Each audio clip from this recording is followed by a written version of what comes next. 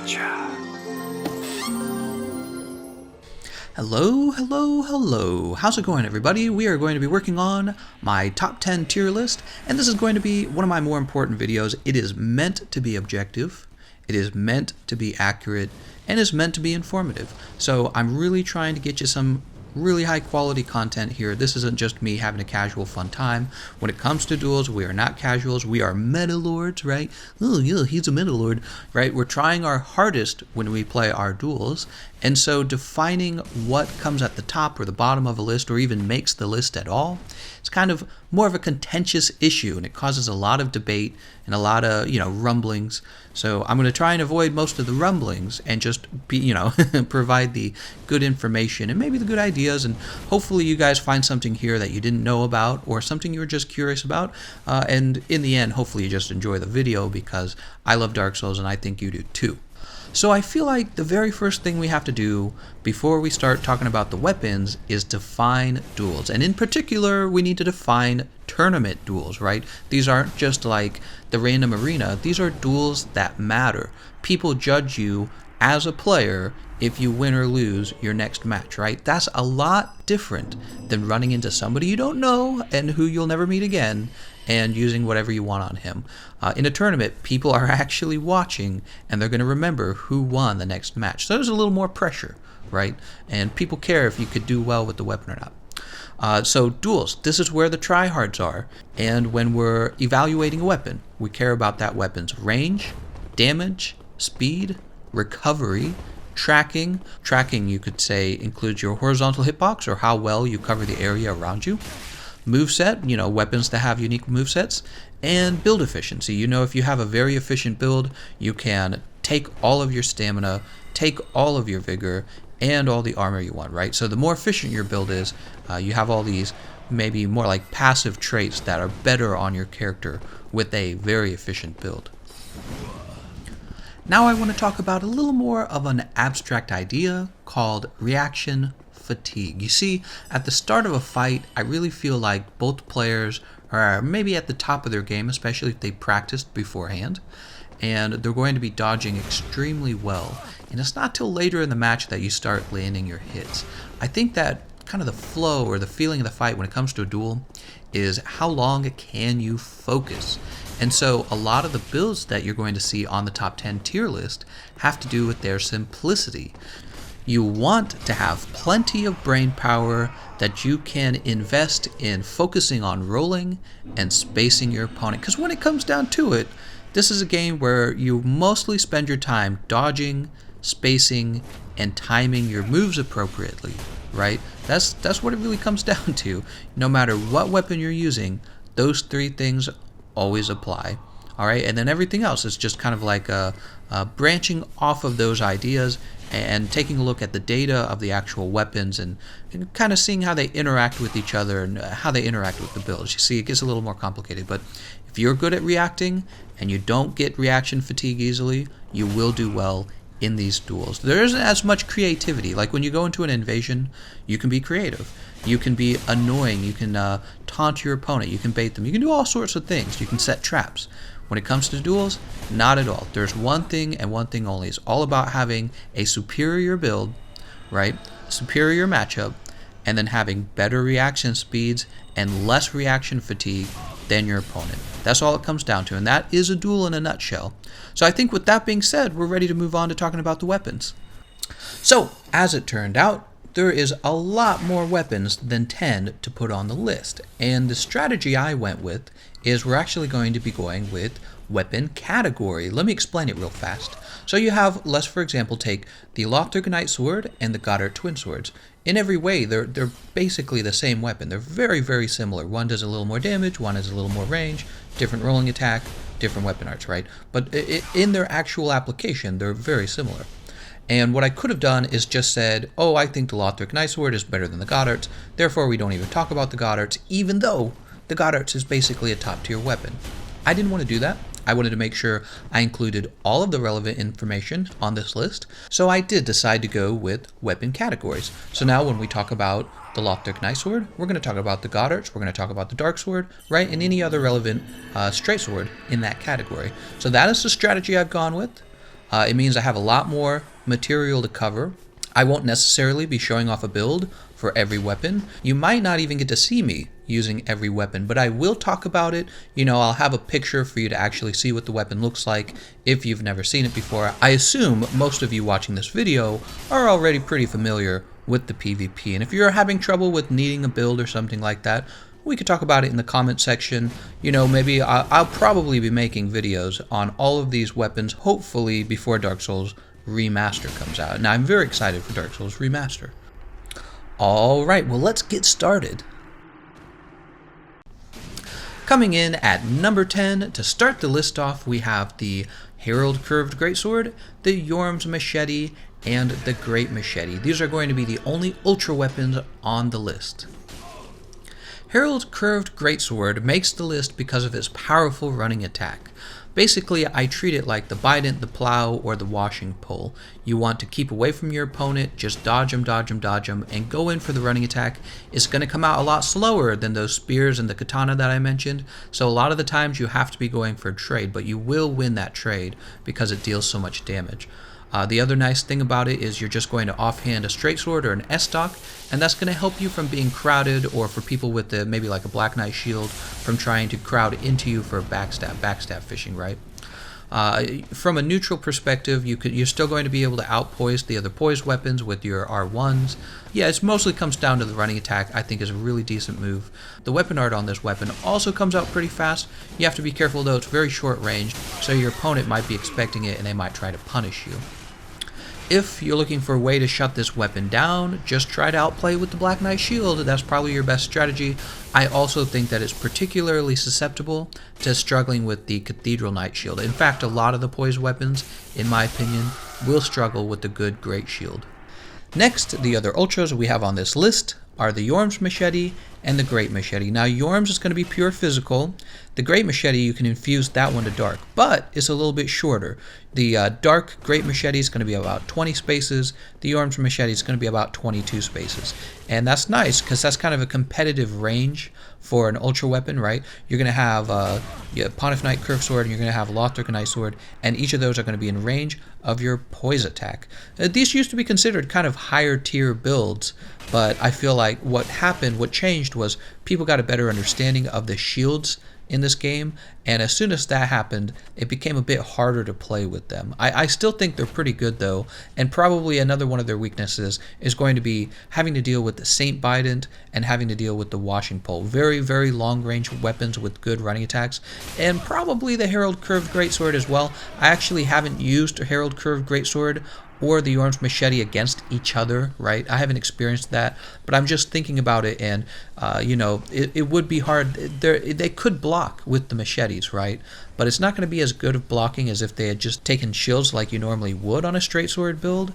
But, maybe they could just switch over to a Great Shield. It just all depends, right? Like, if you can afford to take Yorm's Machete, you can probably afford to hard swap over to a Great Shield to try and counter running attacks. And of course, what you'll be taking as a straight sword, you'll probably be taking the Dark Sword, because it has better strength scaling, right? And it still has really good range. I think it gets like 19 spaces or something like that. And if I haven't mentioned this yet, the straight sword in your main hand can true combo with your offhand machete for a lot of damage. Same with the S-stock. If you have it in your offhand, you can true combo an offhand S-stock with the machete R1. So pretty interesting. I'm surprised you don't see it a bit more, and maybe if we did, we'd be able to rank them better. In rank 9, we have 2 halberds and 2 greatswords. The 2 halberds are going to be Splitleaf and Mad Kings. The 2 greatswords are going to be Claymore and Gales. These weapons make the list because they're able to poise through straight swords and curved swords for a lot of damage, right? And they're also faster than an ultra weapon. So ultra weapons are a little too slow. These weapons are faster, and they deal a lot of damage, and they're still able to poise trade. We'll start by talking about the split leaf. So the split leaf is going to be your basic dark build.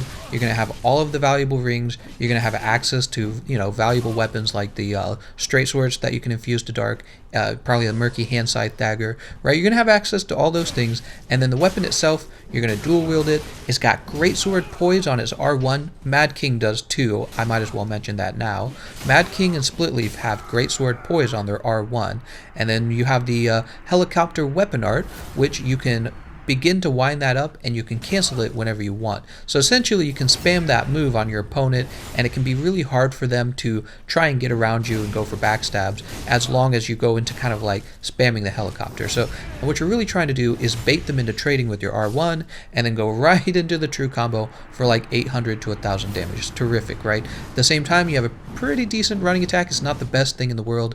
And then you have the AoE stun around your weapon. So it's hard for your opponent to necessarily get around you, although I will say that it is susceptible to being quick-stepped. If you're being quick-stepped, you're going to need to swap right over to a straight sword to try and counter that quick-step.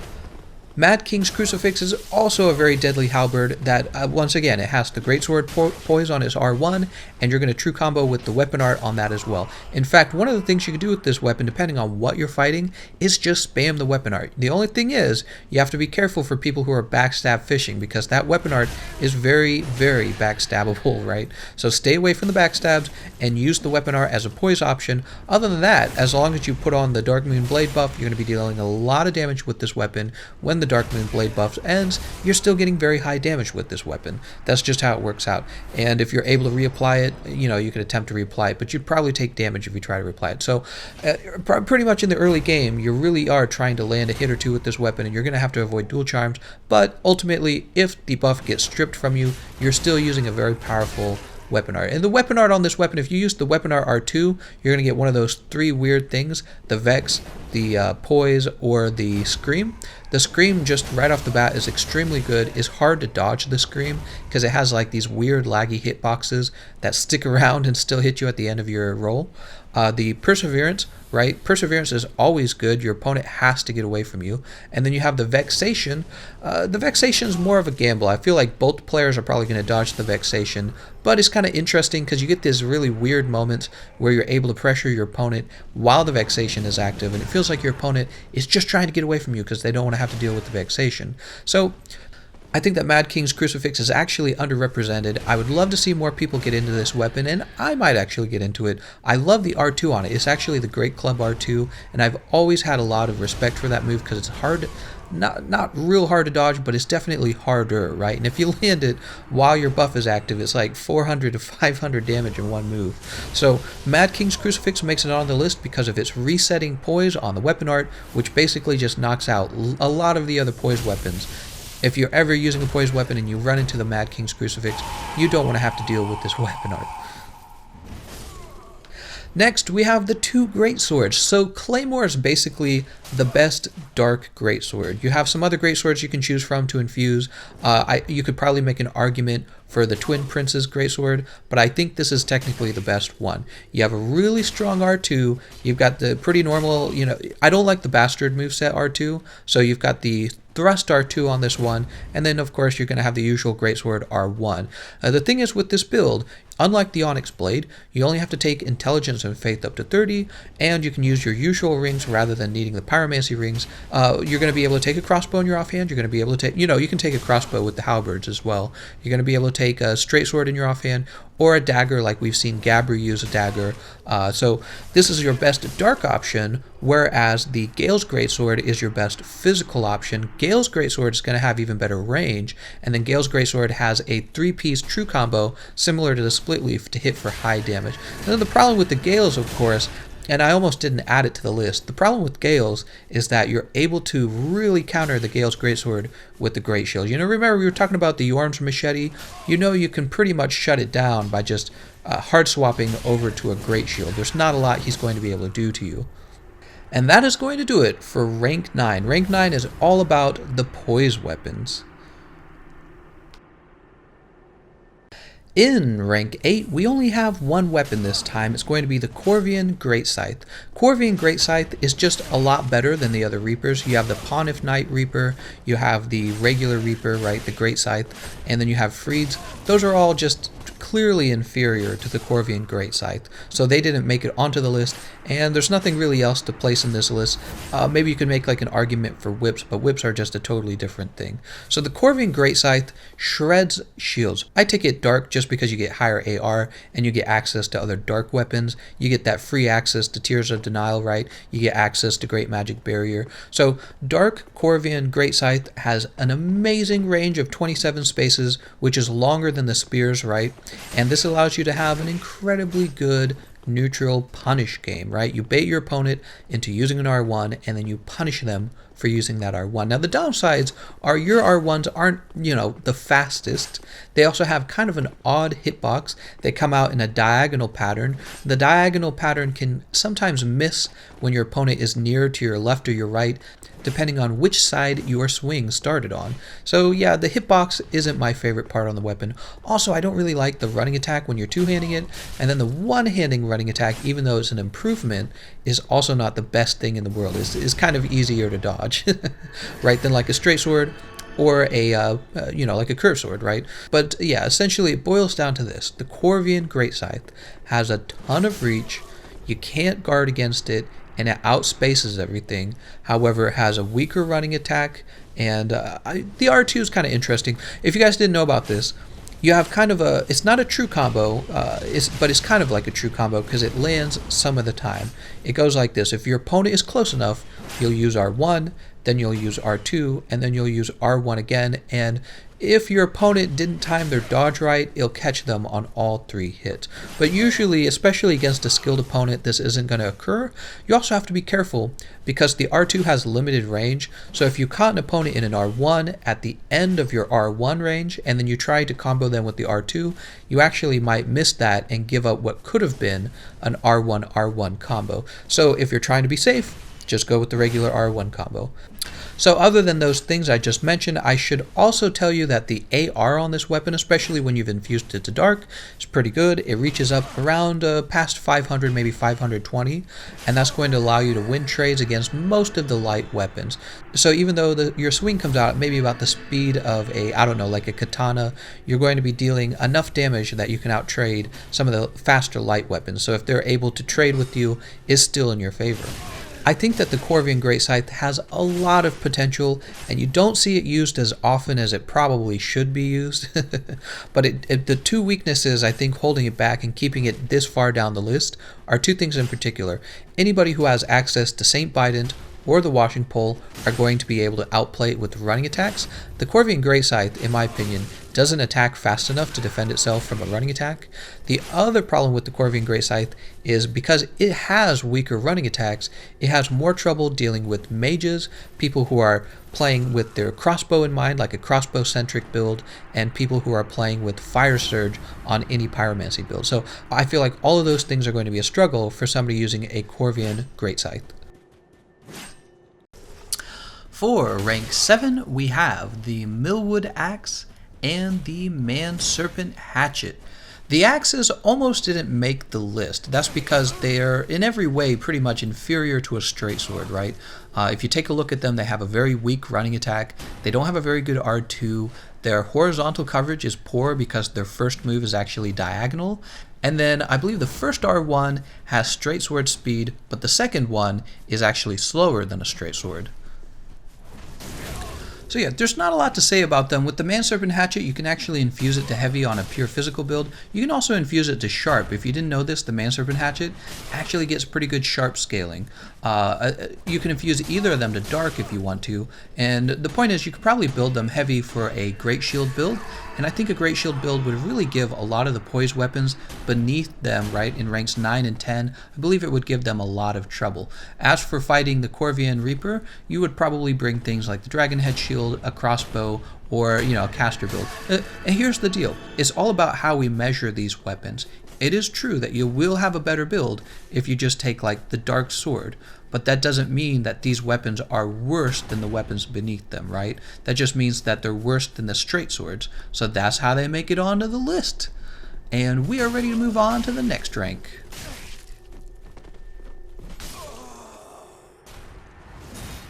Alright, moving right along. We are in rank 6 now, and this rank is going to be all about the Daggers. And the daggers we need to talk about are the Murky Hand Scythe, the Corvian Great Knife, and the Mailbreaker. I have some great information to share on each of these weapons, and I'll try to give some credit where credit is due because I really feel like a few people innovated with these weapons. So we have to thank Painted Phantom for bringing more attention to the Mailbreaker, Gabri for bringing more attention to the Corvian Great Knife, and then Niviel and Gabri for bringing more attention to the Murky Hand Scythe. Starting with the Mailbreaker, you're going to bring this on a Black Knight shield build, and you're going to have the Cestus with you in your main hand along with the Mailbreaker. What you're going to do is you're going to activate Perseverance, and then while that's active, you bring the dagger back out, pressure your opponent into rolling, and then you roll catch them with the weapon art. And the weapon art actually true combos into itself. So pretty straightforward. What's interesting is you can actually have the Mailbreaker with you on just about any Black Knight shield build. You can go with the sharp Mailbreaker, you can go with the dark Mailbreaker, so you could do either or, right? It's really interesting because your opponent doesn't always expect it, and it's unusually good at roll catching. Then you have the Corvian Great Knife, which is a terrific dagger in multiple ways. I mean, if you're just using it like a regular dagger, it doesn't have Quick Step, but it has Shield Splitter, which allows you to bypass people who are guarding. Shield Splitter also just has a lot of range for a dagger. I think it's like 20 spaces or something like that. So you can't guard it, and you are going to have trouble spacing it too, right? This is one of the very, very few weapons that I might actually consider bringing a buffed build with because it's so good at pressure, and you're not able to guard it, and you have to deal with this R1's having a decent amount of range. So yeah, if you're going to do a buffed build, you're going to be able to pressure your opponent with it. I can't tell you if that's the best build though. I suspect that buffs in the end are just never good, right? Mad King's Crucifix brings a buff, but that's because it naturally scales on Faith. So it's like you get the buff for free, and then when it ends, you can put on like a bundle, right? The same with the Corvian Great Knife. I'm sure you could do bundles after the buff is ended, or you can swap over to like a lightning Corvian knife, and it's not like they're going to be able to guard you using the Lothric Knight Shield. So the other thing about the Corvian Great Knife, and this is kind of where Gabri stepped in, is he likes to use it as an interrupt weapon while he's using a poise weapon. So he might have something like the Claymore, and what he does is if you try to get too close to him, if you try to pressure him, he has his dagger out, and he interrupts you with his R1, because guess what? The dagger is faster than your cursor. Not a lot faster, but a little bit faster, and that matters. It helps him with the fact that his other weapon is very slow and has a lot of recovery frames. Well, the dagger has very few recovery frames and very fast startup speeds. And lastly, we need to talk about the Murky Hand Scythe. So Murky Hand Scythe, along with the Harp, well, the Harp basically is just a weaker version of the Murky, so we don't talk about the Harp, but they both share the same attribute of causing a katana stun. It might have something to do with the fact that they both deal slash damage, and so From might have just not changed the code or whatever it is so that even though they deal slash, they get treated like a dagger. But basically, since they deal slash damage, they have a katana stun, and this allows you to keep your opponent kind of like stun locked.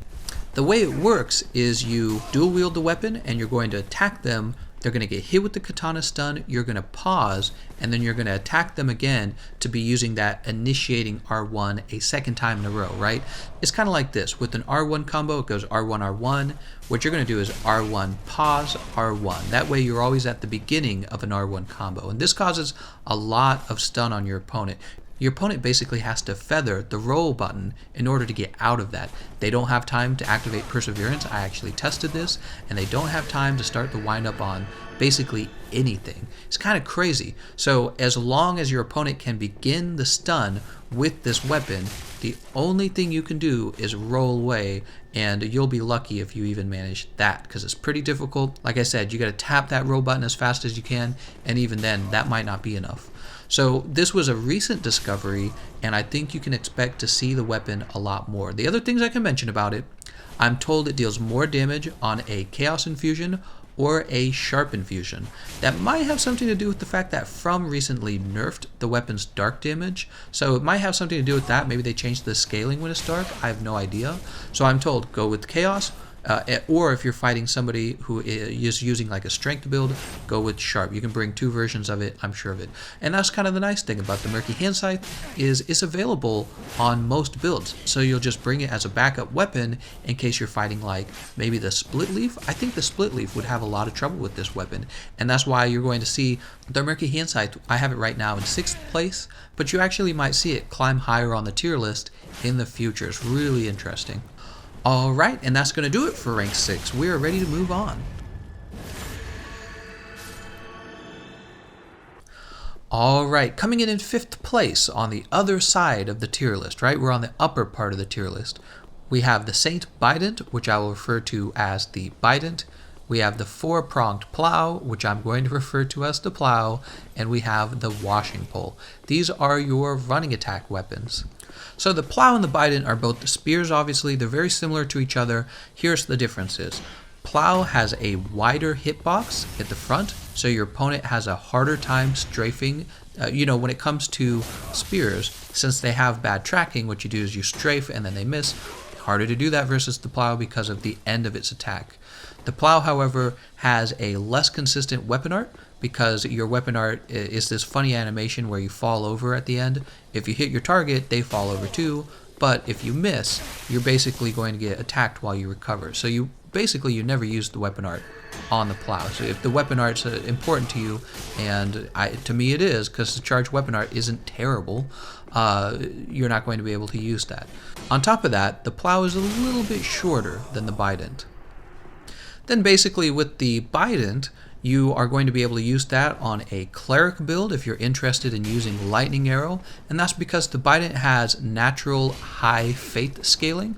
So if you infuse it to dark and you take faith up to 40, 50, 60, you're still going to get excellent dark damage, and you're not going to have as much trouble with dealing with the Lothric Knight Shield. See, you can still have a lightning Bident, but you also keep a dark Bident with you as well. On top of that, the Bident does have a little more range than the plow, and the Bident can actually use his weapon art because you're not going to fall over at the end. So again, they're very similar with just a few differences. You're going to be using these weapons exclusively for the running attacks. You can keep them with you just as finishing weapons, and I think with that being said, we'll move right over to the washing pole.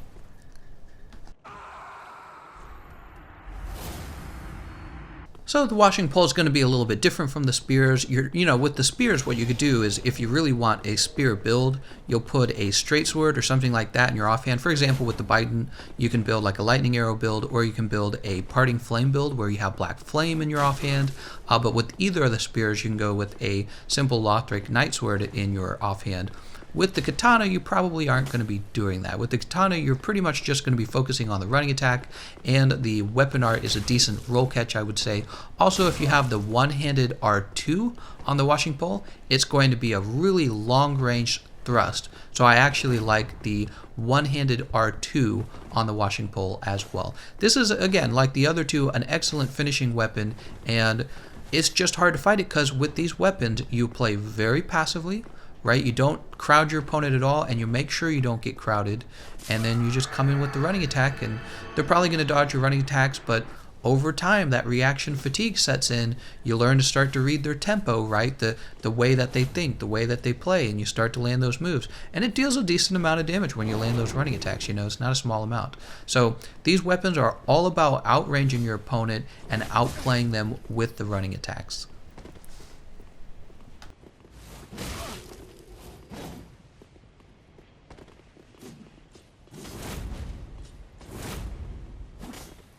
Coming in 4th place, we have the Projectiles, Crossbows, Fire Surge, Homing Soul Mass, and Lightning Arrow. So even though these aren't directly weapons, they're essentially a form of attack, and they can be the central purpose of your build. So I am placing them on the list just like a weapon. Some notable catalysts for casting these would be, well, for the crossbows, it would be light crossbow, heavy crossbow, arbalist, and probably to a lesser degree, in my opinion, the Avalon. For pyromancers, of course, you have the Parting Flame, you have the regular Pyromancer Flame, and Demon Scar, which we'll talk more about Demon Scar. It comes up higher on the list, but it does count as a catalyst. If you want to be a mage, you can consider using the Court Sorcerer's Staff, the Crystal Chime, or the Hazel Pick. And finally, you might consider using the Saint's Talisman for casting the Lightning Arrow. So when it comes to ranged builds and spells, it's always kind of a complex thing, isn't it?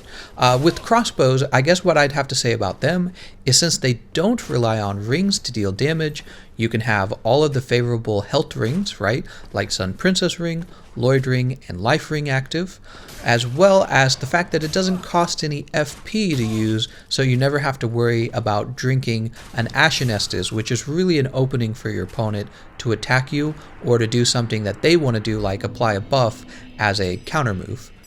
Crossbows are also capable of headshotting, and I feel like they just have an enormous amount of utility. There isn't a single build on this list that doesn't benefit from having a player who knows how to use a light crossbow, splintering bolts which are very capable of ending an opponent who has broken his tiers, or exploding bolt which is able to deal chip damage through shields, as well as catching people as they're rolling around, and even some people, like the Grim Sleeper, like to practice headshotting people just by free aiming. So crossbows are definitely one of the highest tier ranged moves in the game, accessible from any build.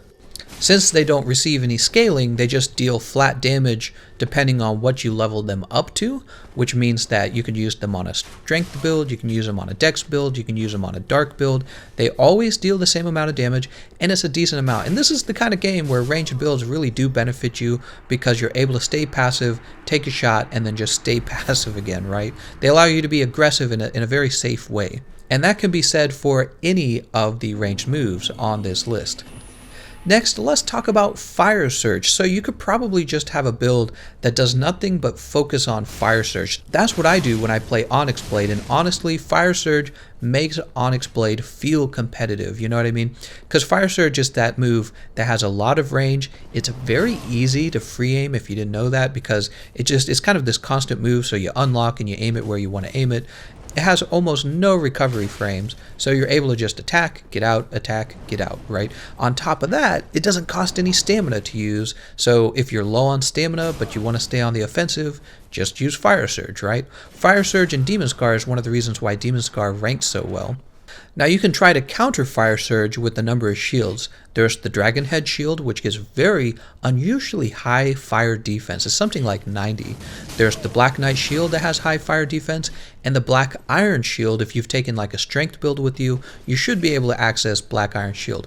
All of those will do a terrific job blocking Fire Surge, but what they don't block is Black Flame. And so when you think about Fire Surge, you also have to consider the fact that the player also has Black Flame with them. Black Flame's going to deal dark damage, and it's going to guard break you if you're not careful.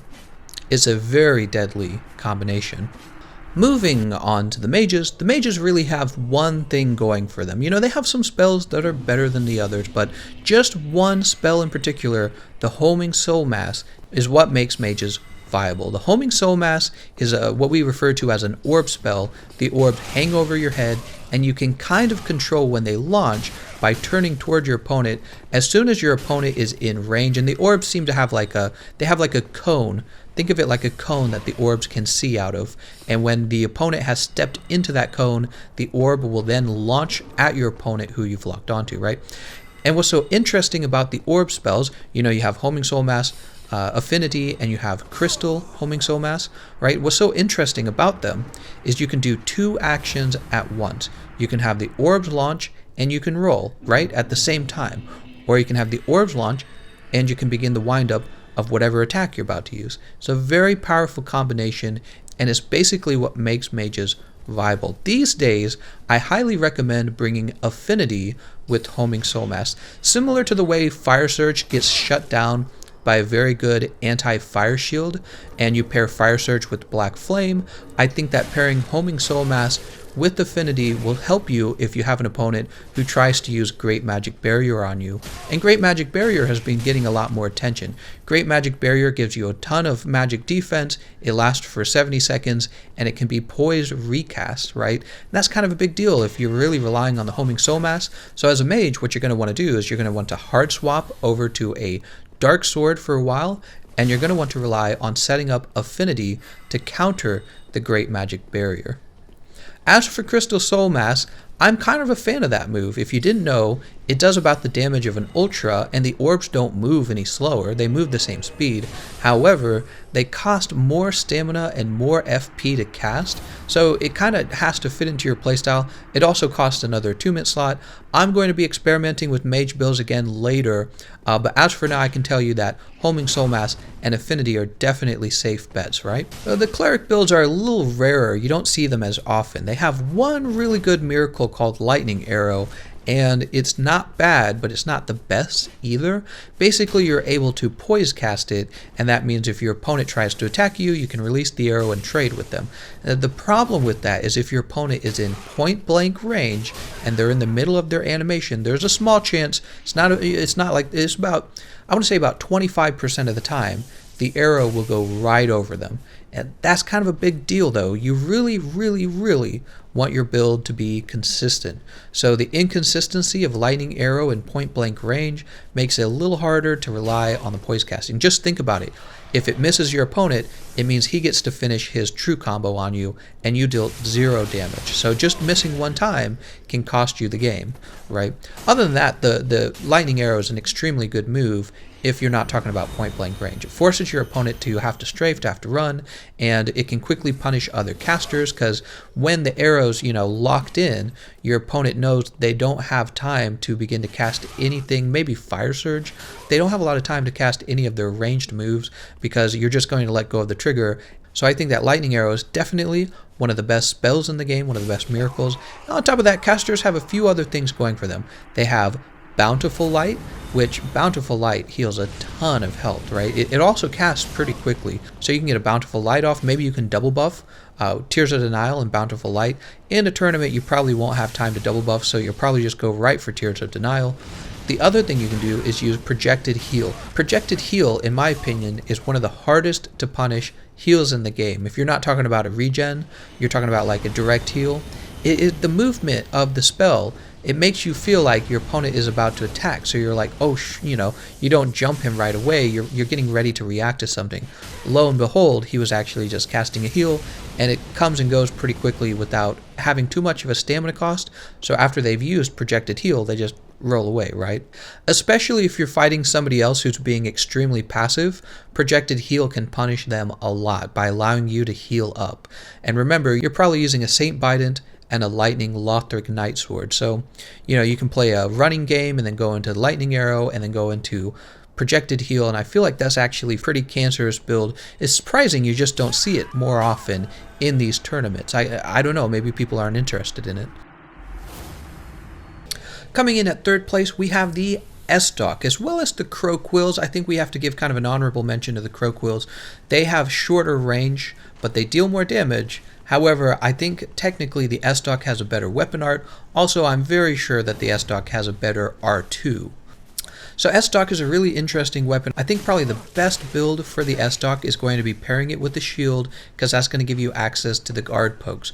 Guard pokes, when I say that, is a move where you're guarding and then you use an R1 and you jab really fast out of your guard. Is a very fast move. It also doesn't cause any stun. If your opponent trades into you, you won't be stunned. So yeah, it's probably one of the central ideas of the build. You'll probably take a physical build on this. You'll probably bring the Leo ring, and then you're going to use a buff like a Pale Resin if you have time. If you don't have time, you'll use bundles.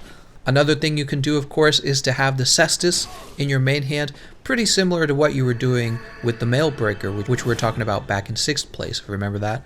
What you'll do is you'll swap over to the Cestus, activate Perseverance, and then you can chase your opponent down with the Estoc, and for a while they can't really do anything, they have to run away from you. You can also attempt to roll catch them with the weapon art, which it is slower than the Mailbreaker, but only a little bit slower, so it's not impossible to catch your opponent, it's just less likely. You also have better range on Shield Splitter on the Estoc, so some trade-offs once again. And the R2s on the Estoc are excellent. They get a decent amount of horizontal coverage. They get a decent amount of horizontal coverage that the other thrusting swords don't have. It can be hard to react to the R2 because you're so used to trying to react to the R1 that you mess it up, right? Especially as that reaction fatigue sets in. You're later in the game and you're starting to get a little tireder. Estoc is also a terrific backup weapon for any variety of builds, but you know, that's not why it reaches rank 3 on this list.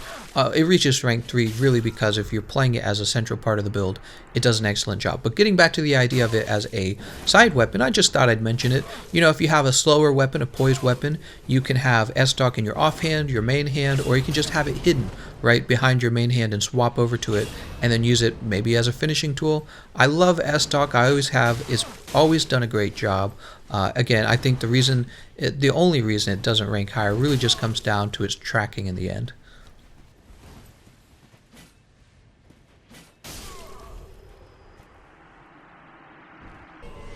Alright, well I hope you guys are getting excited. We have reached rank 2. This is going to be the category of straight swords. How many of you guys actually need me to explain straight swords at this point, right? Who doesn't know about them? Basically, they're very fast, they have a lot of horizontal coverage, they're going to track really well, and then some of them stand out a lot more than the others. And here's the 4 I've chosen because I think they stand out the most. We have Lothric Knightsword, of course. We have the Goddard Twin Swords. We have the Longsword. We have the Ring Knight Straight Sword, which I almost didn't include on the list, but I was asked to add it. And then we have the Dark Sword. And of course, you might notice the Irithyll Straight Sword didn't make it. I just don't think it does enough damage. You know, some of that damage is given up because they expect you to get the Frost proc, but you're not going to get Frost proc on an actually skilled player because they're going to roll away and moss clump you, right? And so you do get good range on Irithyll Straight Sword, but it's just not enough damage, and it is a pure physical weapon. But yeah, jumping back to the 4 that did make the list, you have the Lothric Knightsword and the Goddard Twin Swords. They're very similar to each other. You're going to need 18 dexterity for both of them, then you build 30-30 int faith for both of those. You're going to have 18 strength, of course, for the crossbows and for the Lothric Knight Shield, and you're going to be bringing something like the Dragonhead Shield. Now, Lothric Knightsword and the Goddard's Twin Sword, there's a little bit of a difference between the two. Goddard's has the longest range of all the straight swords. Lothric Knightsword has better damage and a better weapon art. The weapon art has a lot of forward momentum that can cause guard break. So, you know, you kind of have to pick and choose what you want. Goddard's also has a pretty interesting rolling attack if you dual wield it, and a running attack that can kind of be spammed. It's hard to get in there and punish it without perseverance or poise. The Ringed Knight Straight Sword, in my opinion, it doesn't do as much damage as I would like it to do. However, I guess you do have to admit it has the second longest range of all the straight swords, right? And then the weapon art can be used to trade with Greatsword, apparently, so you have some decent poise on that weapon art. The reason I was asked to include it has to do with the fact that you can use the stance to cancel your recovery frames and get into a roll sooner.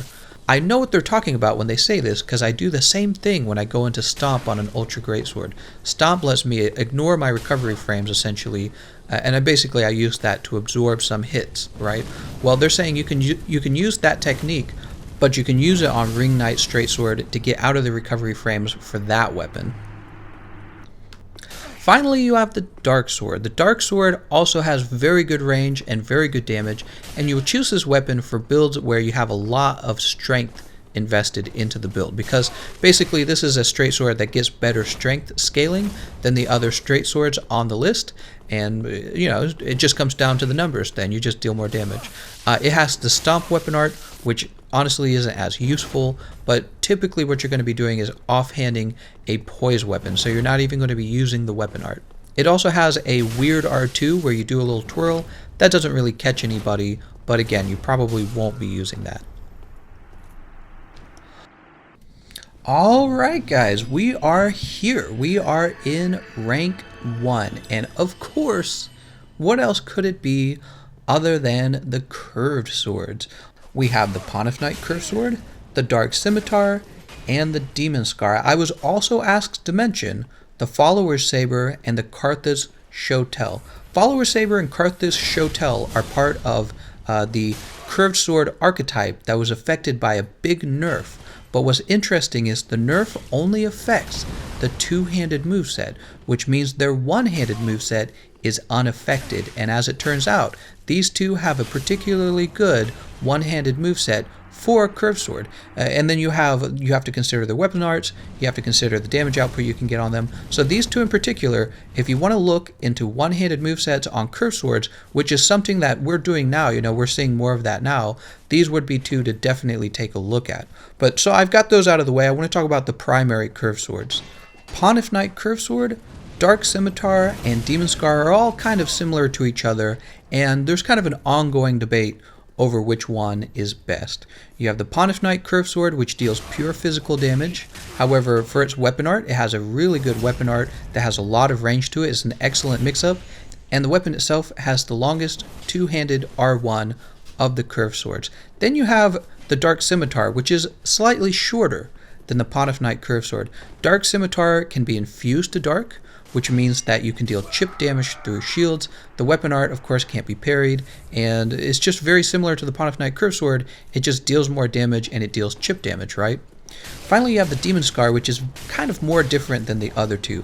Demon Scar deals pure fire damage, however, is a hybrid between a curved sword and a catalyst. It allows you to cast pyromancies, and the R1 on the Demon Scar true combos with Black Flame, which means that its R1 can be really deadly, right? You go R1 Black Flame and you've dealt like 400 damage. So on the Demon Scar, you will definitely be taking Fire Surge, Black Flame, and you'll probably be taking Chaos Bed Vestige because it's a very damaging move and it casts pretty quickly. You can attack with the Demon Scar, and the time that you have, the recovery between when you attack and when you can cast, is pretty short. You can go right from attacking into a pyromancy, and that means you can attack and throw that Chaos Bed Vestige when your opponent is panic rolling away, and sometimes it catches them, and when it does, it deals a lot of damage.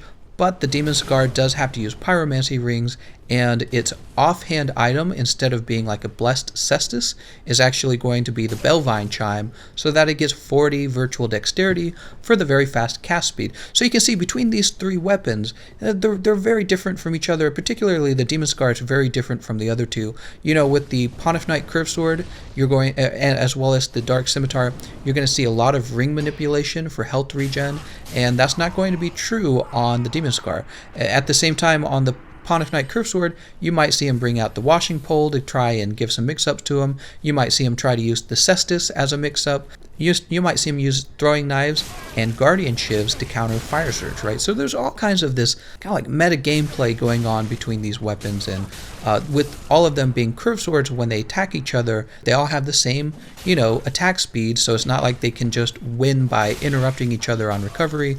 It's very close in my opinion, and I suspect that the Pontiff Knight curved sword is actually the best option because of its range, also because of its useful weapon art. And I was watching B-dubs do this thing that I had just been thinking about, so it was like this perfect confirmation.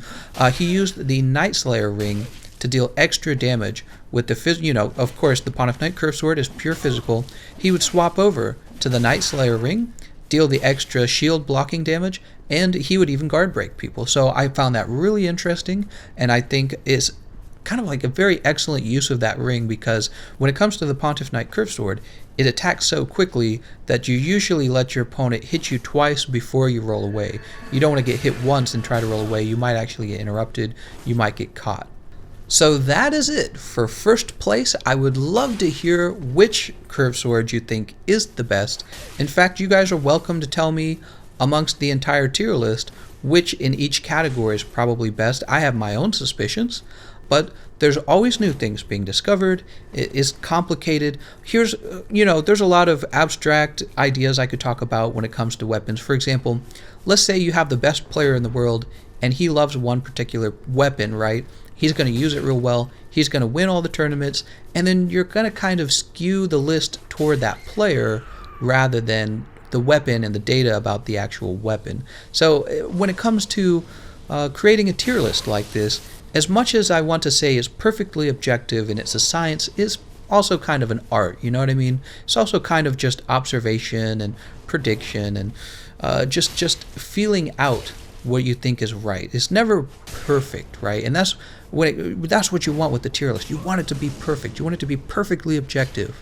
But what I'm doing here is trying to give you the best information I know about the weapons, and I've created the list with the help of other people that know more about these weapons than I do, and there's a little bit of consensus behind the weapons as well. So tell me what you think, tell me where you disagree, tell me what you do agree with. I love this kind of stuff, so I will be happy to read all of your comments, and I might make a ring video next. I'm really thinking about it. I think that would be really useful for the community. Alright, well I appreciate you guys watching, and I'll see you guys next time.